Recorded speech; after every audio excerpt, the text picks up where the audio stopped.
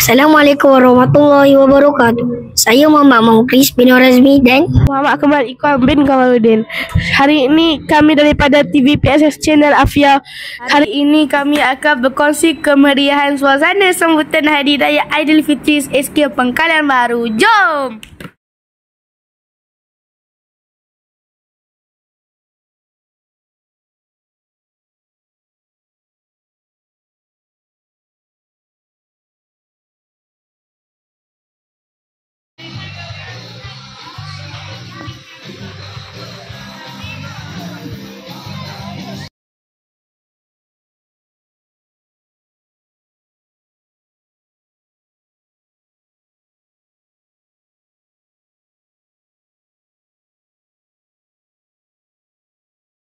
Okey Cikgu Ani, apakah warna kegemaran Cikgu pada Hari Raya?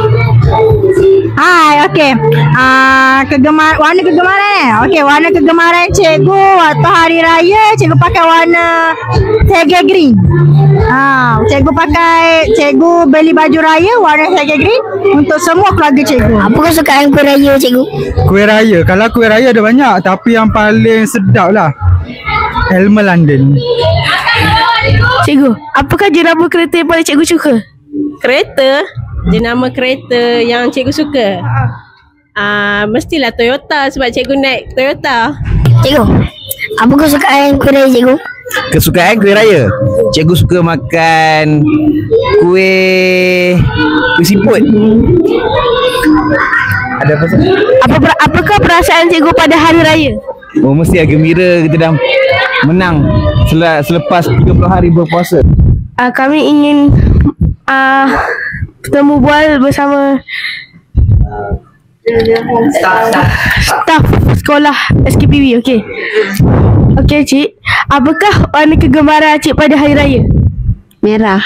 Okey Cikgu Azhari, apa kuih kegemaran cikgu pada Hari Raya? Okey, kuih kegemaran cikgu pada Hari Raya adalah kuih semprit. Tahsin. Okey Ustazah, apakah kuih kegemaran Ustazah waktu Hari Raya? Ini. Kuih. Kuih biskut ke kuih? Kuih raya. Kuih lama. Kuih raya. Tak kisah apa-apa. Kuih makmu. Biskut kamu. Makmu. Okey Amma, apakah kuih kegemaran Amma? Banyak kuih kegemaran, tapi komplek bandu lah. Okey Ma, apakah warna baju raya kesukaan kamu?